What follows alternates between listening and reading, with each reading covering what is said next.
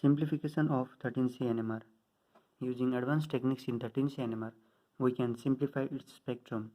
Now, moving forward, we will take this example where we have carbon number 1, 2, 3, 4, in which for carbon number 1, if we see, then we will get a quartet multiplicity signal. It is because of these 3 protons surrounding this carbon, it will couple with them to give a quartet signal, which we know already. Now this quartet multiplicity signal, this can be represented in a proton coupled 13C NMR spectrum as like this over here for carbon number 1. Similarly, for carbon number 2, we will get a triplet signal, which is shown here. For carbon number 4, we will get a quartet signal, and for this carbon number 3, we will get a singlet signal. It is because of this carbon, it does not have any protons surrounding it, so it will give a singlet signal. Here in case of this carbon proton coupling constant, that is one bond coupling constant, which is very high, that is around 125 to 250 Hz. So due to this, the proton coupled 13C NMR spectrum, it becomes very complicated by merging the different multiplet signals. So to simplify the 13C NMR, we always record it as a proton decoupled 13C NMR, which is shown as like this. Now coming from this proton coupled 13C NMR spectrum to proton decoupled 13C NMR spectrum, there are advantages like the spectrum over here. If we compare with this spectrum, it is more simplified, so there is a simplification of spectrum. And another one is that there is an enhancement in the intensity of the signals over here in case of the proton decoupled 13C NMR spectrum.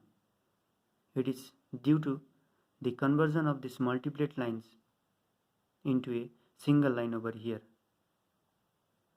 So this extra added intensity here in this case of the proton decoupled 13C NMR, it is due to the NOE, that is nuclear over-Hauser effect. This proton decoupled 13C NMR, it is also known as broadband 13C NMR, and it is denoted by this over here. Inside curly bracket we will write proton, to left hand side 13C. With that we will pronounce it as a proton decoupled 13C NMR.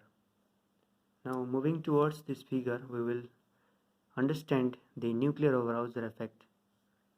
Here for proton decoupling, the double irradiation technique is applied. To this sample tube over here, it is placed in an magnetic environment. The radio frequency 1 and radio frequency 2 are applied. So this radio frequency 2, it is for proton decoupling, that is decoupling frequency for proton nuclei, and for this radio frequency 1, it is an observing frequency for 13C NMR signal. So with that, this radio frequency 2 is applied in such a way that it will decouple all the protons over here. Simultaneously this radio frequency 1 is applied, and the intensity of the 13C signals are observed, which is enhanced. That is the intensity enhancement in the 13C signal due to irradiation of the proton. It is known as nuclear over-Hauser effect. Now to this, getting more light to the nuclear over-Hauser effect, we can see for the different kind of groups that up to what extent the nuclear over-Hauser effect will be there. Like for CS3, it will have a maximum nuclear over-Hauser effect, and for CS2 there will be a medium nuclear over-Hauser effect compared to that of this CS3, and for CH there is only one proton, so low nuclear over-Hauser effect. Finally for carbon nuclei, that is only C, there is no any nuclear over-Hauser effect. With this, the proton decoupling, that is proton decoupled 13C NMR spectrum, if we observe here carefully, then there are some disadvantages also. One major disadvantage of proton decoupling is that the loss of information about the number of proton attached to the carbon. That is, if you see here in this figure, then looking at this multiplet signal, one can say that the number of proton attached to this carbon. But in this figure over here, in proton decoupled 13C NMR spectrum, looking at this signal for carbon number 1, one cannot say about the protons information, that is the number of proton attached to the carbon number 1.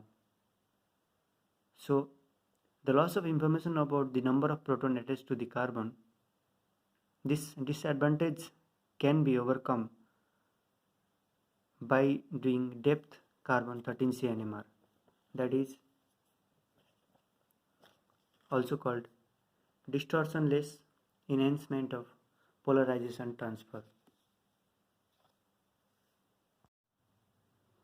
Now here this depth 13C NMR, it is observed at different angles, that is depth 45 degree, depth 90 degree, depth 135 degree. So at different angles we'll get signals for different types of carbon. Now we will take one example to understand this depth 13C NMR, where we have this example, that is CH3, CH2, C double bond O, O, CH double bond CH2. To this, carbon number 1 is for CH3, 2 that is for CH2, and for carbon number 3 we don't have any proton. For carbon number 4 it is CH, and for carbon number 5 CH2. With that we'll get signals for all the carbon, that is carbon number 1, 2, 3, 4, 5. From 1 to 5 we'll get positive signals at normal proton decoupled 13C NMR. Now if we observe this proton decoupled 13C NMR at depth 45 degree, then we will get positive signals for CH3, CH2 and CH only. That is, here in this example we have CH3, that is carbon number 1, will get positive signal.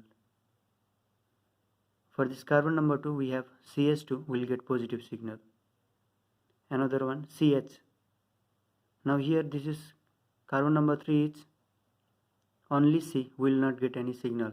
We will get signal for CH, that is carbon number 4, positive signal. Similarly for carbon number 5 we will get positive signal. With that is depth 45 degree, we can distinguish between the different types of carbon. From this depth 45 we observed that this carbon number 3, it is that type of carbon which does not have any proton to it, since we don't get any signal. Likewise at depth 90 degree we'll get signals for only CH, that is here we have CH for carbon number 4, so we'll get only signal for CH. Now doing depth 90 we understood that carbon number 4 is CH. Likewise at depth 135 degree we'll get two types of signal, that is positive signal and the negative signal. Positive signal is for CH3 and CH, that is here in this example we have carbon number 1 is CH3 and carbon number 4 is CH, so we'll get signals, that is positive signals for carbon number 1 and carbon number 4, and a negative signal for CH2, that is for carbon number 2 and carbon number 5 we will get negative signal like this over here. So by doing this depth 13C NMR we can distinguish between the different types of carbon with its attachment to the proton. So with that we will solve one problem related to the depth 13C NMR. Here this is very simple problem. We have how many negative signals can be observed in depth 13C NMR in the given molecule, that is the molecule given as like this over here: CH2 double bond CH benzene ring is there and CH2 CH3. Now if we number these carbons as 1 2 3 4 like that up to 8 we have. So since we know that we'll get negative signals at depth 135 degree and that is for CH2 only. So we need to go for the CH2 only, that is carbon number 1 is CH2 and carbon number 7 is CH2. So rest all will get positive signal or no signal in some other angles, that is we'll get only two negative signals, that is carbon number 1 and carbon number 7. Now with this we will solve one more problem related to the depth 13C NMR, which has been asked in the previous year examination, that is NET June 2016. Here we have the correct structure of the compound which shows the following 13C NMR depth 135 data, that is negative peak at delta 30.2, 31.9, 61.8, 114.7 ppm and positive peak at 130.4 ppm. Now here since we know that depth 135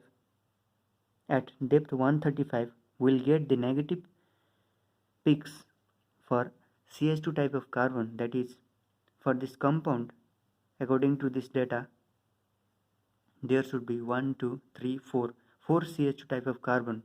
Now with this let us move towards the option. We have option number A in which one CH2 another, so we have 4 CH2 type of carbon here in option number A. This may be the possible answer. With that let us move towards the option number B. We have 2 we have 2 CH2 type of carbon, so this may not be the option. With that option number D we have 1 2 3 CH2 type of carbon, so this cannot be the option.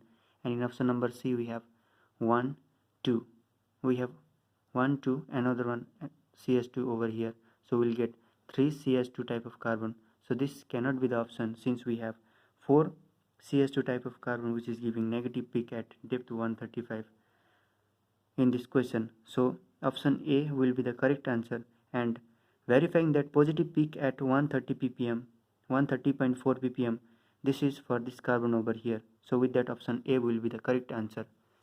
With these questions in our hand, if you like my videos, don't forget to share it to your friends, giving thumbs up right down below.